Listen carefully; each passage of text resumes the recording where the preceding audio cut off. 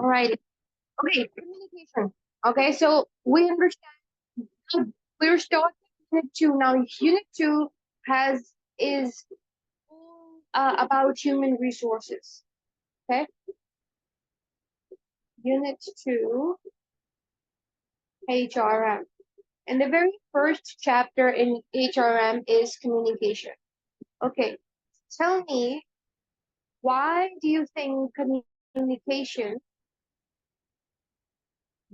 is important within for a business? Why is it important in a business?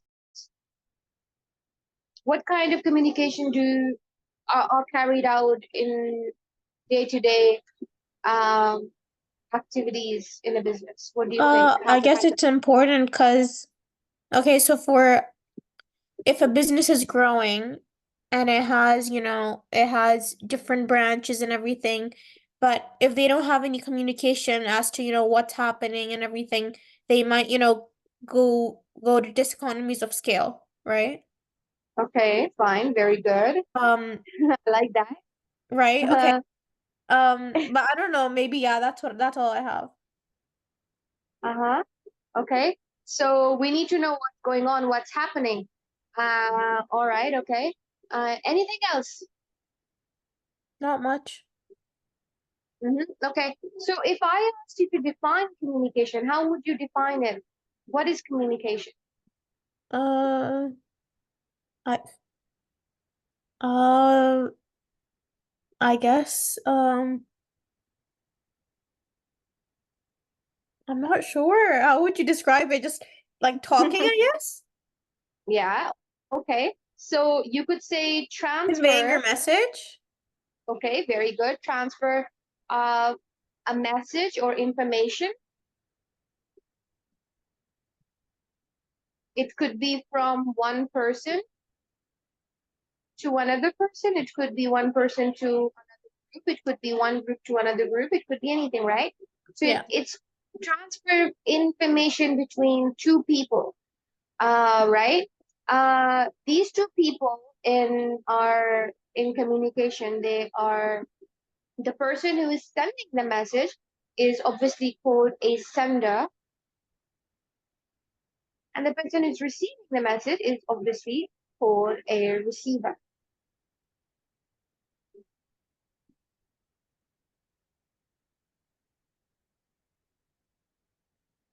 right? So internal Yes. communication, you could say, in a business, you could say there are two different types of communication.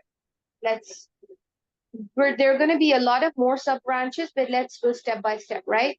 So step one, two types of communication, internal and external. Okay. Internal communication is it's when the messages are sent between people within the organization. So you could say between a manager, supervisor, employees, whatever, within the organization, between those people. Um, when I say external communication, now, I mean, internal was pretty obvious, right? Within the organization. Who do you think are people outside the organization that we communicate with? Suppliers, like if a business is would it include suppliers? Okay, yes,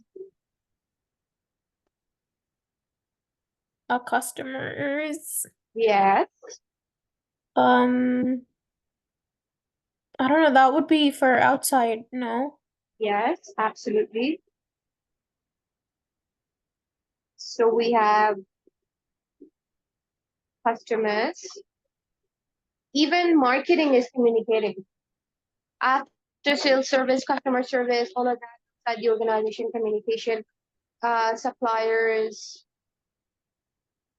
your external stakeholders, banks, government, um, all of that, even trade unions, all outside the organization, right?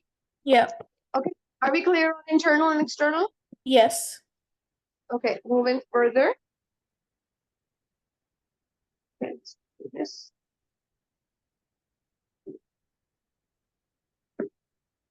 Let's talk about the methods of communication. The three branches, you put your three ways of methods of communication could be verbal, non-verbal, and written.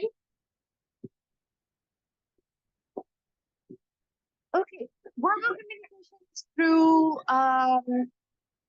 listening, verbally speaking. So your formal methods of verbal communication would include,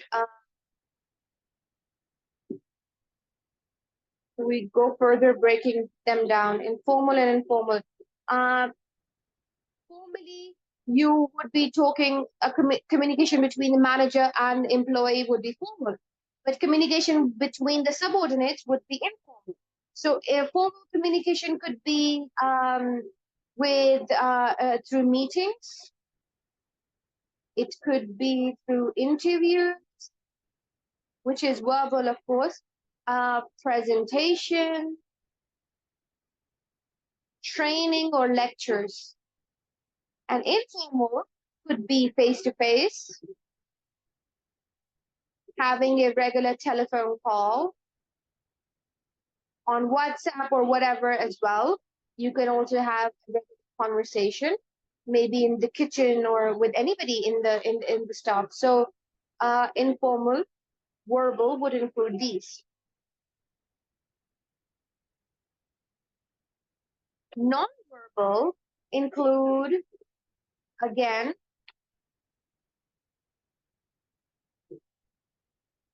formal and informal.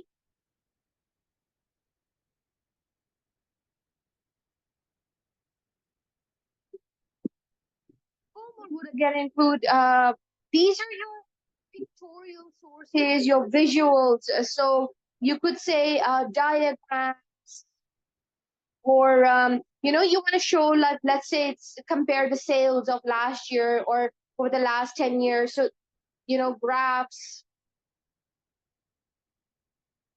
even presentations fall in here. Maybe you're not presenting, so presentation would be part of both. And if you're doing, like, if you're presenting using a presentation, that would be verbal and non-verbal. But non-verbal, if you just send that presentation to somebody and be like, this it has all the information in it, blah blah, right?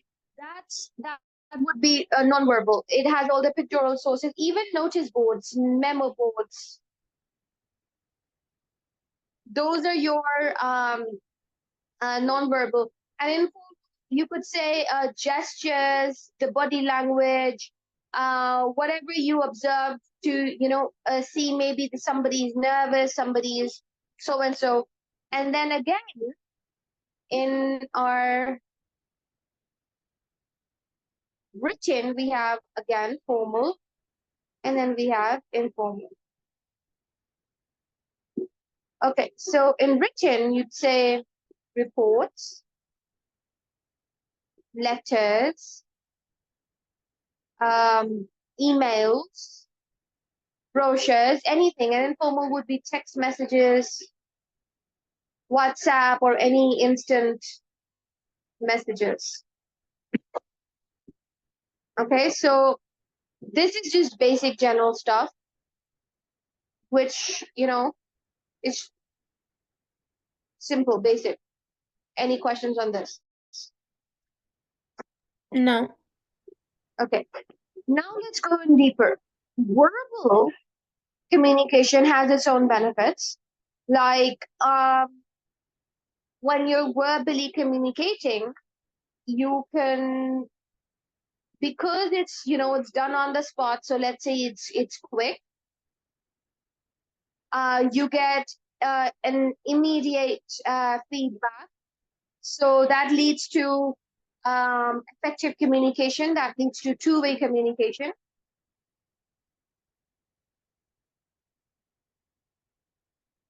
So an effect.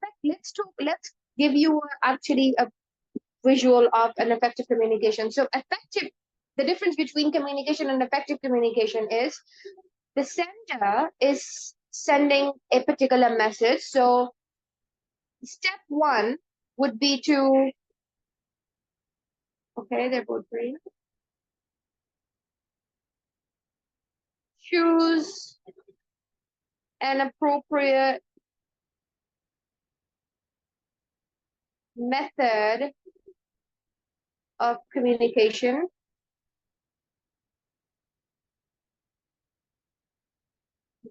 That would lead to, let's say, whatever method they've chosen. And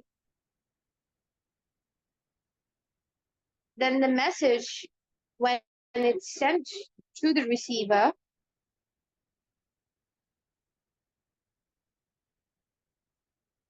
okay,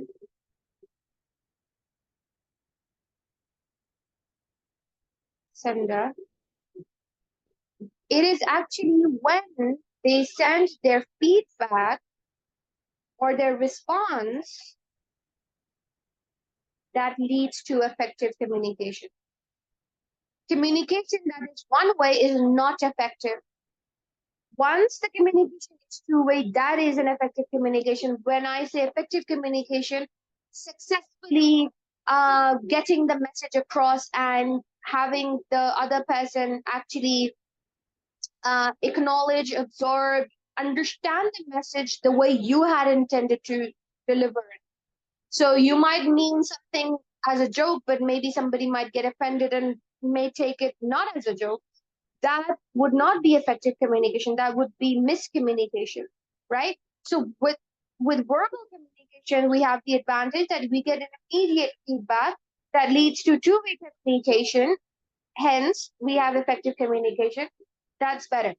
Then the message is enforced by seeing the speaker, for example, body language. It could help it easier, help the receiver understand the message better. So if if I'm making a joke on the phone or over the text, you might not take it as a joke, but if I'm right in front of you and I'm laughing while I'm saying something, then you know that, okay, fine, she's joking, right? So an advantage with verbal communication is that you're face to face, you can see the body language, see and observe body language that helps you understand the message better and properly. And then limitations of verbal communication would be that it may be difficult to assess if the message has been fully understood by everyone. Let's say you are in a formal meeting. So if you have a large audience, you may be unsure if everyone has understood the message. For example, I'm teaching a group of 100 students in a classroom. Not every single one of them would understand the message the way I want it delivered. So that could be a major problem in verbal communication. And also, I would say in verbal communication, a lot of problems, communication barriers come in, such as accents or language barriers that could lead to difficulty in understanding um, the message we want to deliver. And then verbal communication is also inappropriate for storing accurate and permanent information. For instance, you are giving out important instructions, and if it's only been given verbally, then it may be hard to remember. Let's say I want you to carry out a task, but it will be difficult for you to remember all the instructions that I've given you. So it's important that I give you those instructions in a written form so that it's easier for you to understand. Is it making sense? You're awfully quiet. It's making sense. I just need to read it once and then I'll get the grasp. Okay, I'm gonna pause. I'm gonna let you read this. I'm gonna let you note it down. Okay. Before I move on, I don't want Got to it. overwhelm you. Okay, so with nonverbal,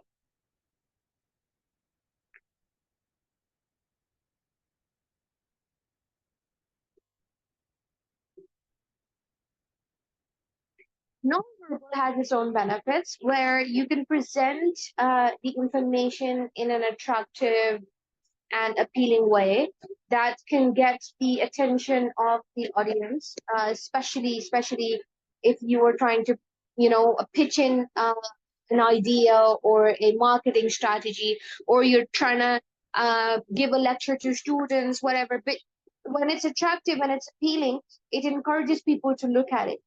And secondly, when there's verbal pictorial images, it can give clear image or a clear idea. So the message is clearer. So when I say, okay, our sales have increased by 10% this year, and 20% next year, and then 30% next year, and then the year after it was 25%, and then we went back down, you'd lose the attention, or you wouldn't understand what I meant, unless I decided to make a line graph and then I showed you how our sales increased over time and how they were, how they declined or how they increased and so and so.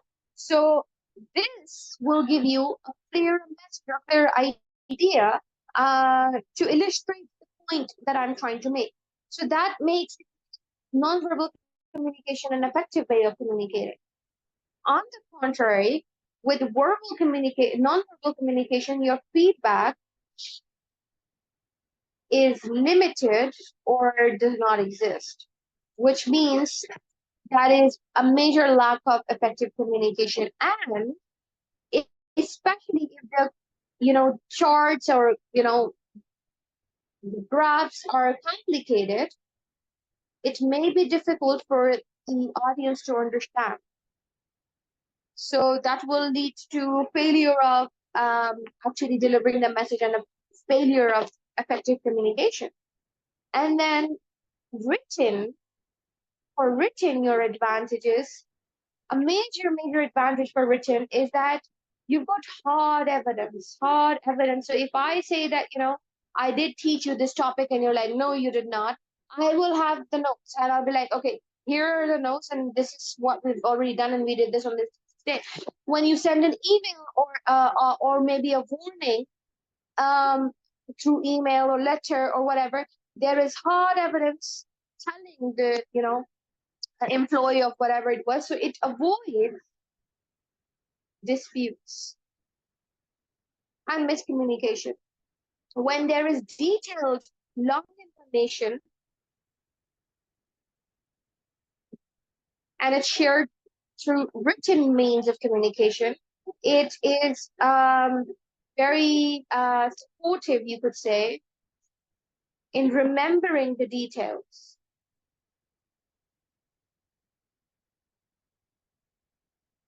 Right? And then you can send that same written message to multiple people, multiple audience. So when I teach you verbally something and then I have to teach the same thing to another student and then another student, that'd be very exhausting for me to do the same thing over and over again. But if I have the text written and I can just copy paste and send it to a larger audience, and that would have my task done, that would be less time consuming, easier, and so and so, right? And then, however, again, in written, you may be not able to receive direct feedback. It may not always be possible. Let's say by the time I reply to your email, you're probably offline and not using your phone or laptop, and you'd see the email the next day and maybe it's too late, right? Again, language and technical jargons. So if you were talking to a medical student, they would, or somebody in the engineering field or medical field, they would use their own terms. And then we'd be lost. We'd be like, okay, I have no idea what you're saying. So, they might use their own medical key terms or engineering key terms, or, if I went and spoke to an arts English or sociology student or something, and I said, Okay, so external market is dynamic, and or the marketing mix, or you start using business terms, economies of scale, they'd be lost. They'd be like, what are you talking about? Those are jargons that are used within specific fields, or within organizations, or the Gen Z conversations, and how they say, if you know what I mean, those kind of jargons. And then not everybody would know what it means. So jargons that are used in the text may make it difficult for the receiver to understand the message. You get me? Yeah. Yes, no, yeah, okay. So major drawbacks of written conversation, and this is it. This is major chunk of unit 2.1 covered. So you can just note nonverbal and verbal down, and then we'll be done.